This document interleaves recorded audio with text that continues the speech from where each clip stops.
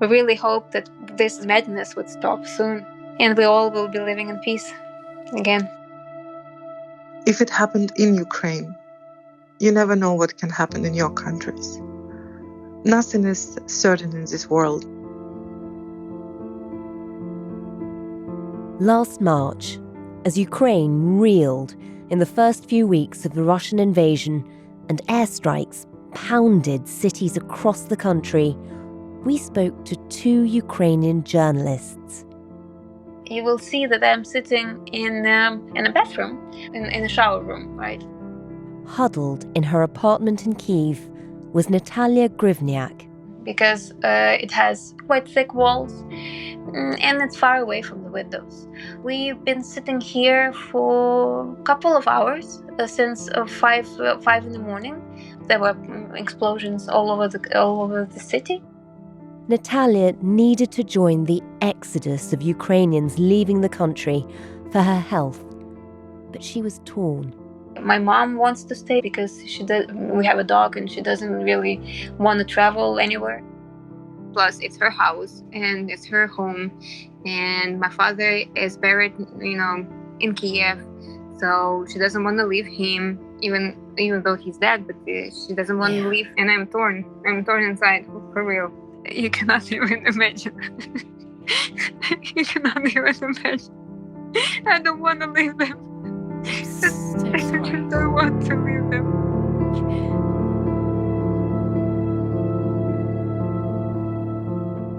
Meanwhile, 800 kilometers away, near the southeast coast of the country, Kateryna Malofieieva, who'd already had to flee her home in Donetsk after the war broke out in 2014, now found the Russian invasion was on her doorstep again in Mariupol. The situation that is happening now is very worrying for me because it means that for the second time I already experienced the war in my lifetime. I feel like a double trauma. I feel that the things are happening over and over again.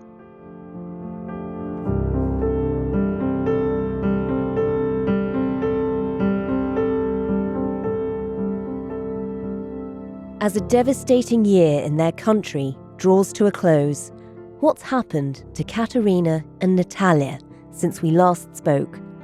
Today, on Stories of Our Times, we catch up with them after nearly 10 months of war.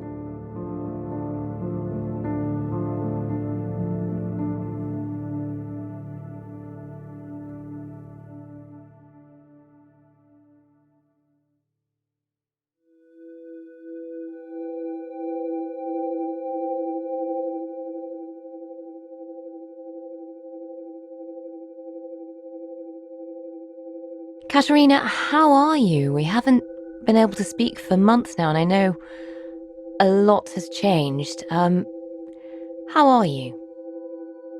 Well, I'm safe and sound. This is the most important. I'm relatively okay, trying to look after my mental health and also after my physical health too. Not always possible. Well, yeah, I'm coping.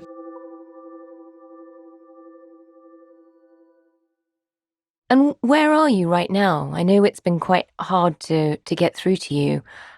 Where exactly are you? I'm in Kyiv, in my rented apartment. And it's quite hard to speak at certain times of the day at the moment.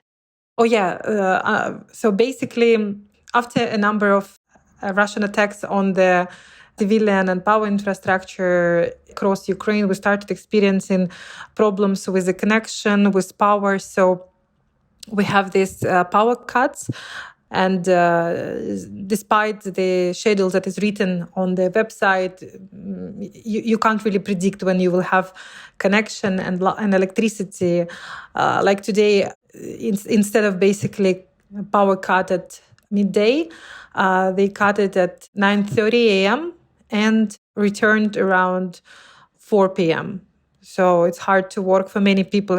And when the electricity is back, you need to do everything very quickly, relying on this short period of time. That must be incredibly hard, even in the capital, even in Kyiv. Life must be very disrupted. I would actually say that it's not so hard as annoying because you need to readjust your life. Roughly a week and a half ago, I returned from an assignment from Kherson region. So I spent some time in the recently liberated Kherson. As you might know, there was no electricity, no connection, no water because people get it from the Dnipro River. And when you basically come back home, you expect that you can take shower, warm up a bit, wash your clothes. And what happened to me is so that after a month of an assignment, I returned and there was no electricity and I had to drag my luggage to 15th floor. And it was like 20 kilos back. And with every step, I was actually thinking what I hate the Russians for. So I was thinking, okay, for this electricity power cuts, for ruining my life for the past 9 years, etc.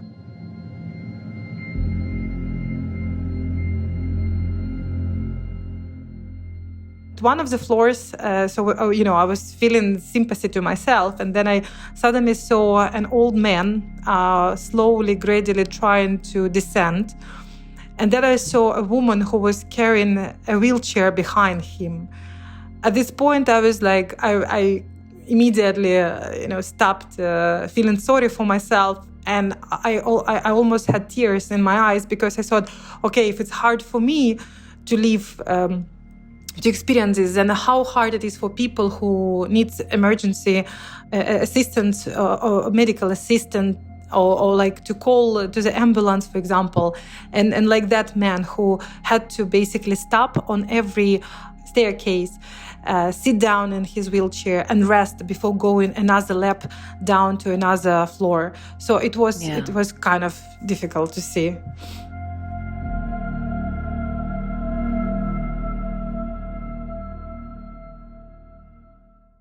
Kateryna, I know the power cuts are an annoyance compared to everything else that's happening in the country, but life has changed so much in such a short period of time. I just wonder, could you take us back to, this time last year? What were you doing? Actually, November 19th marked the year since I started working on the front line. Because if you remember that back in October last year, early November, there were first accounts that Russians started building up troops along the border with Ukraine. And I started visiting the front line. But of course, I didn't anticipate that the war might happen.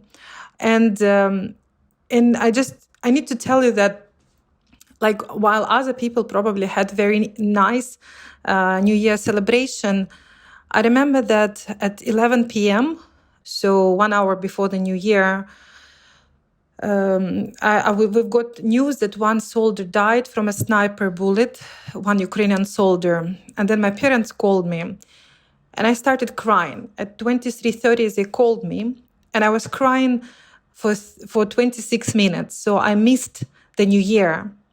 Could you imagine that? That now, looking back, I think that my whole body kind of knew that something bad would happen, and that probably kind of some guardian or something was like telling me that this year will be hard. And I didn't raise the glass of champagne, and I basically missed the New Year. That's how it started, and indeed the year was quite hard for me. Kateryna, when we first spoke to you on this podcast, the war was just breaking out. This is back in March. You were making your way across, at the time, cities like Mariupol, because they hadn't been properly invaded yet. Just tell us, what's happened to you personally since? How much has your life changed? I keep doing what I like. I keep working on covering the human side of this war. I do a very important job letting people across the globe to know about what's happening in Ukraine. I work 14, 18 hours per day, constantly traveling. Basically, within this past year, since November 2021, I at best stayed in Kyiv months and a half. All other time, I was somewhere close to the front line. It was a life on the road. What about your family who were in Donetsk, which obviously became an enormous war zone? Well, it became a breaking point probably because in March this year, shortly after we recorded our first interview, my mom died. She didn't die from the shelling, but of course, for somebody who lived in the war zone for 8 years, the traces, the effect of war hasn't been unnoticeable, right? 2 days before her death, there was a big missile. It hit an area 2 blocks away from my parents' house. 26 people died. There was a huge, loud sound. My mom died.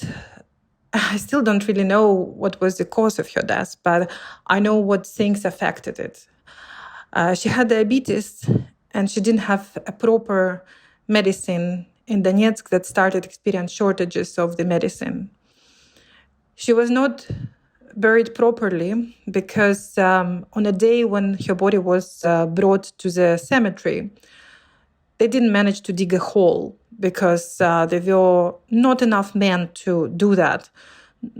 Because a lot of men were hiding from the forced mobilization started by the pro-Russian authorities in Donetsk and Lugansk. So a lot of young men were hiding at their homes, not to be conscripted. There was no proper communication with my dad because there was no mobile connection with that area, and it was very hard for me to organize a funeral from away. I couldn't attend the funeral as well because it would mean that I have to travel at least 5 days to get there from Dnipro to Poland, from Poland to Lithuania, and then to Russia, Rostov-on-Don, and then Donetsk. But apart from the long journey, it would be probably very risky for me to be there because of my work in journalism. And I still have my father there, who is 75. My life is split into 2 right now. So I'm worried about my personal life, not only when I work on the front line, but just when I, stay in Kyiv, like yesterday when there were Russian missiles across the country. And I also worry about my father, who has been living without water since March. And he hasn't taken showers since March because, there is no water there. And I offered him, honestly, I offered him to leave. I offered him to do that twice. 2 times, 10 minutes before the car arrived, the one that I rented. He refused because he said that for him at 75, it would be very hard to make this journey through Russia, Lithuania, Poland, back to Ukraine. It would be like at least 4 days. And for a man in such age, it would be very hard. So it's kind of a limbo situation when you don't know what's the best for him and what's the best for yourself. And this is a dilemma I'm constantly struggling with. Every day I'm thinking about what should I do because what would be the best for him.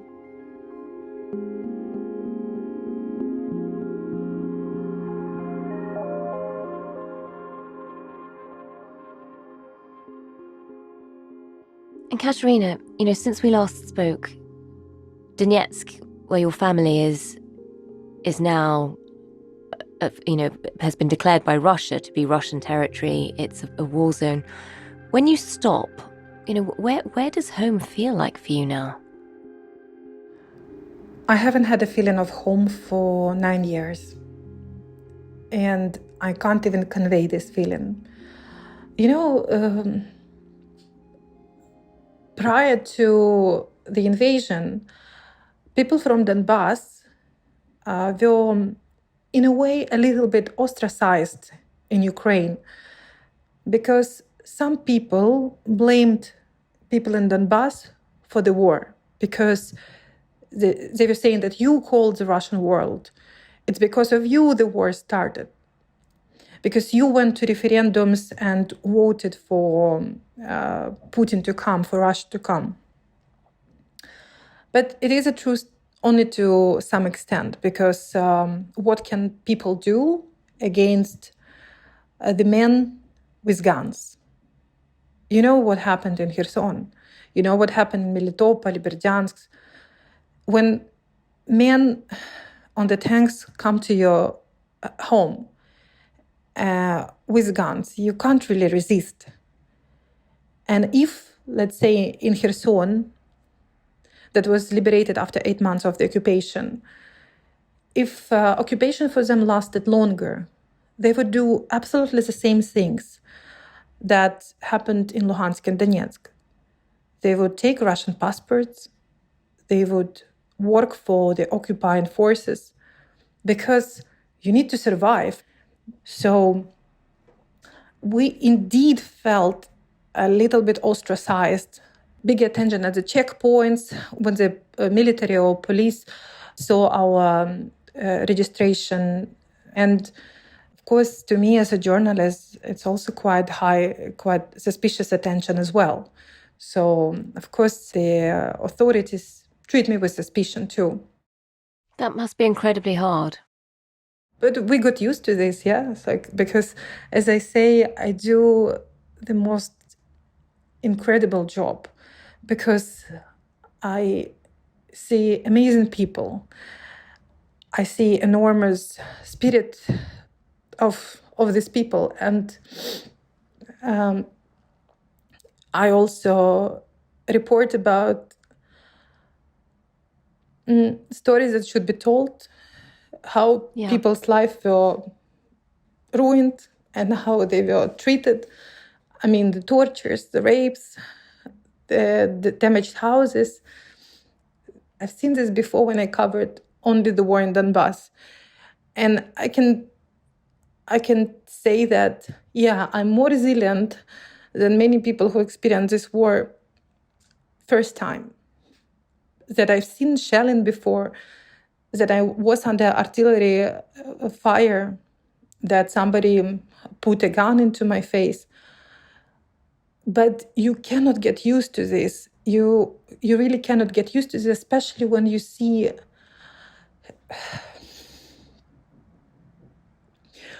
I just want to say that I thought that I lost the sensitivity. I thought that I've heard so many testimonies of personal pain. Yet there were many cases throughout this war, throughout this year, when I couldn't hold my tears. One of the most difficult assignments for me was 5 weeks of non-stop work from covering the liberated areas. I went to Zaporizhia, where I covered the missile attacks on the city, when basically overnight the complete neighborhood is flattened to earth. One of the entrances of the multi-story building, when basically 9 floors are demolished and all people died there. I remember the man who was standing and waiting for during the whole day while the bodies of his whole family that died there would be unearthed, recovered from the pile of rubble and wreckage. And another man who was running around another building and saying that his partner died there, and he was showing pictures on his phone of the couch, of the table, and I've seen that this whole house was not higher than 50 centimeters, so it was impossible for his partner with her kids to be alive, because the one-story building was completely flattened. And seeing damages is hard, but seeing these people who are losing instantly their family members. Like when yesterday this person was alive and today not anymore, and the only words he said was, "I should have come earlier." Why? You wouldn't be able to save them if you knew about it 3-4 hours earlier. You still wouldn't be able to save them because you can't do anything against the missiles. It's just like imminent death, and that's it. So, as I said, I saw that I'm resilient, that as a journalist, I can tell facts and tell quotes, people testimonies, but it still affects me a lot. And I still remember these people, and I don't know how many more stories like this I will be covering because the war is not finishing anytime soon.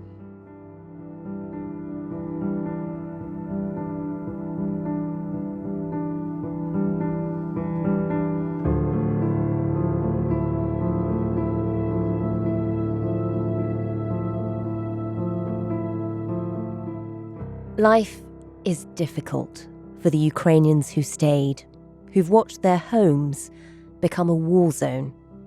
But it's not easy for the Ukrainians who've left either. Coming up, we hear from the journalist Natalia Gryvnyak. That's after a quick message from a colleague.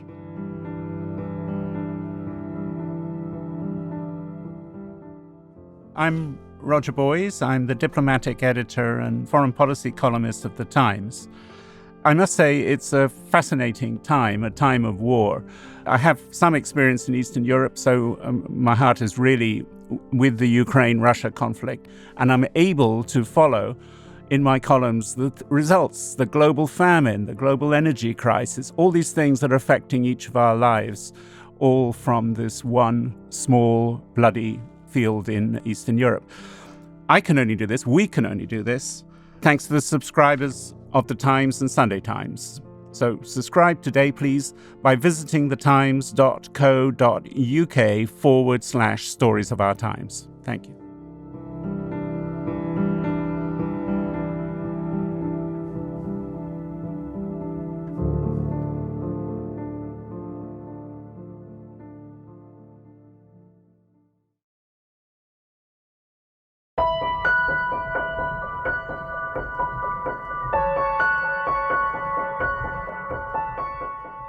Hi, my name is Natalie. I am a Ukrainian journalist that at the moment am a refugee in Poland.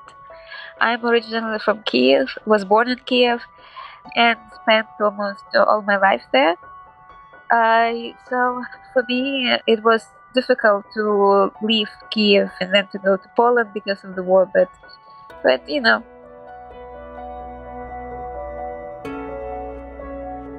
Natalia is now living in Krakow, close to the Ukrainian border, as a refugee, just waiting to return to her home. Her mother and the family dog eventually left Kyiv too. You actually miss home.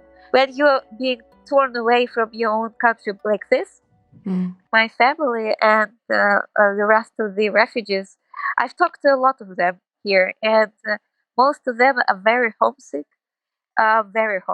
Most of them ended up going to Poland because it's the closest country to Ukraine.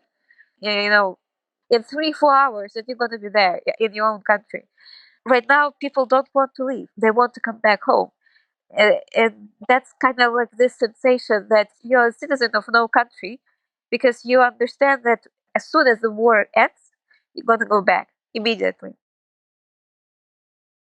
Natalia, I just wanted to take you back a year to this time last year.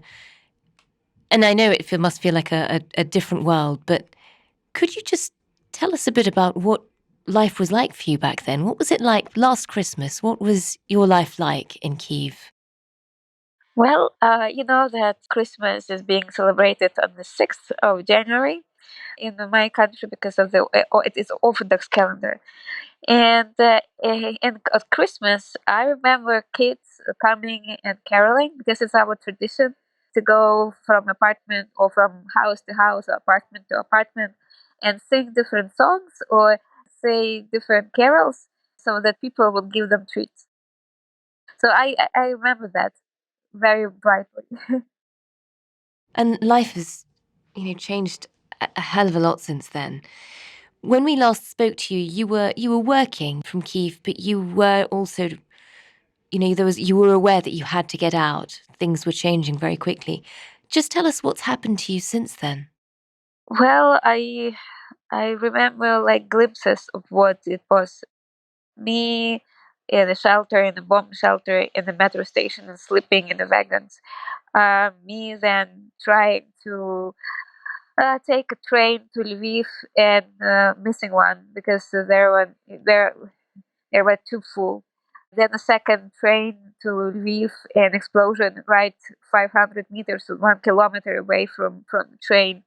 I remember all of these glimpses, and then more or less safe feeling of being in Lviv, which is a western city in Ukraine.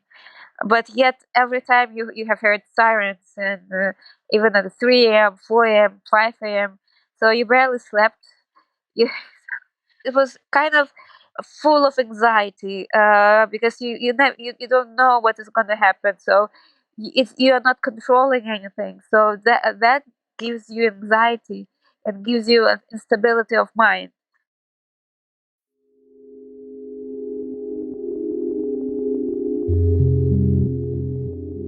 And for you, this is your first year, your first few months as, effectively an exile, somebody who isn't able to be in your home as you would want to be. How do you cope emotionally with the daily news of the war coming out too? How do you cope with it? I was thinking about that question, and I think that it feels like you're being frozen inside. You become numb for everything, because if you would accept it every single news, you will feel very you will lose it. I'm losing it sometimes when I hear some news. You never knew, you don't know sometimes what is happening with your relatives, what is happening with your loved ones.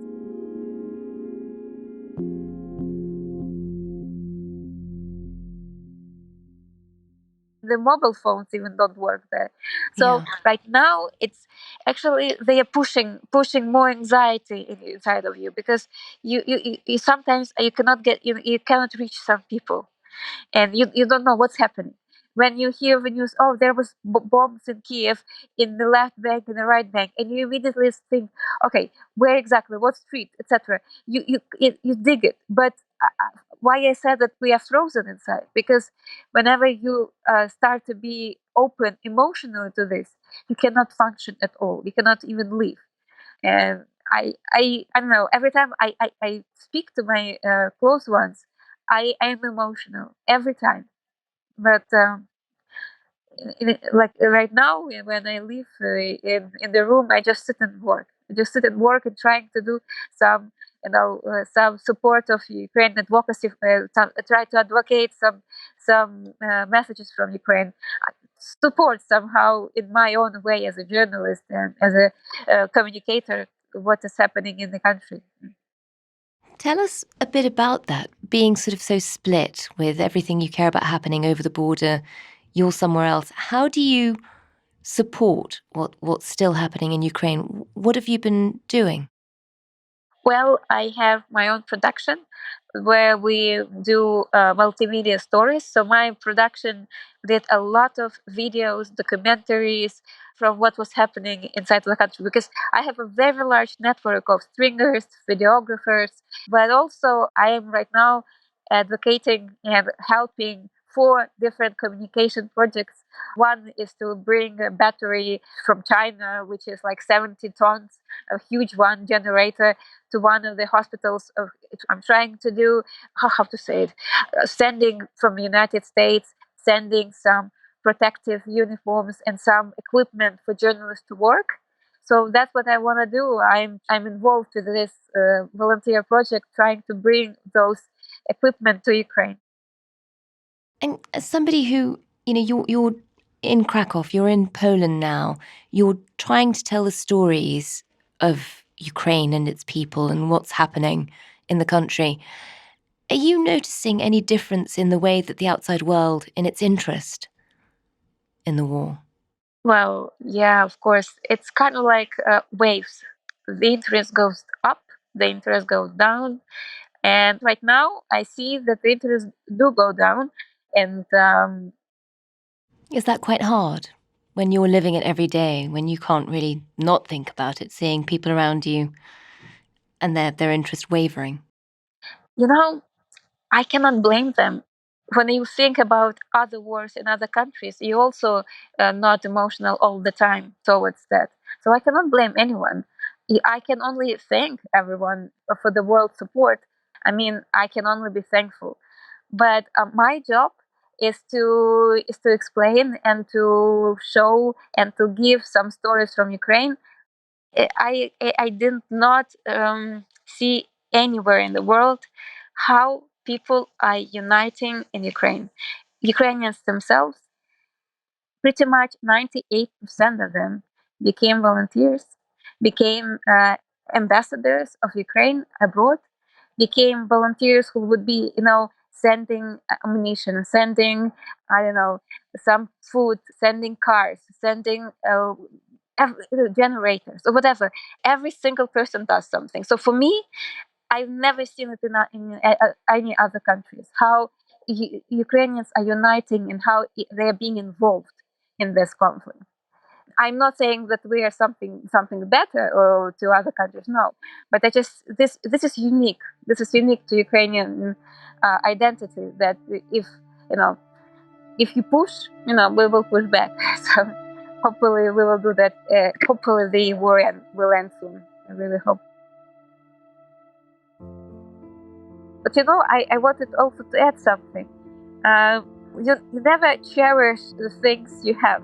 Like when you ask me about Christmas, I'm missing those times because even though you also didn't control anything, right? Because there was war for 8 years. There was war 600 kilometers away from Kyiv. But in Kyiv, you felt safe. In Kyiv, everything was like your normal life.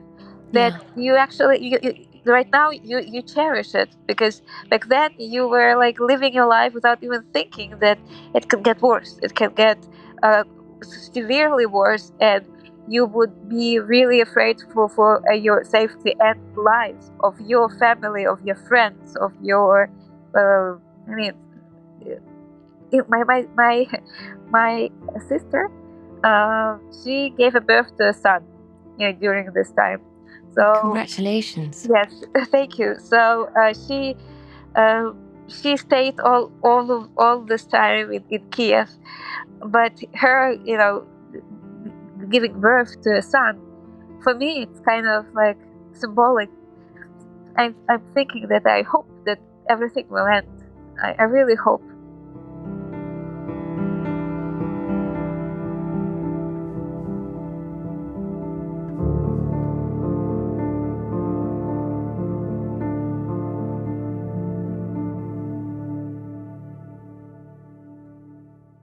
Kateryna, how do you keep going? Are there moments of hope? Are there moments that persuade you things will get better, or it's worth the fight?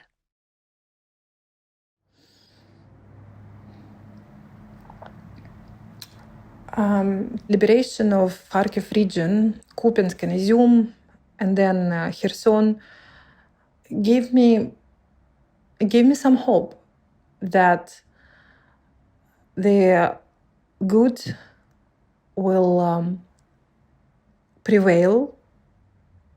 Of course, I see the enormous resistance of Ukrainian people, inner resistance. You know what? They don't complain. Honestly, nobody complains about power cuts. Nobody complains about cold rooms.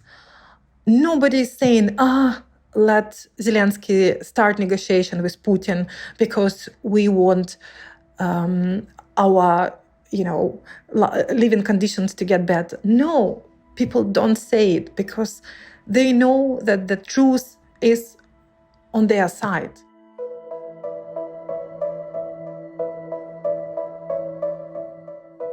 The truth is that Ukraine will win. Earlier or later, but it will happen.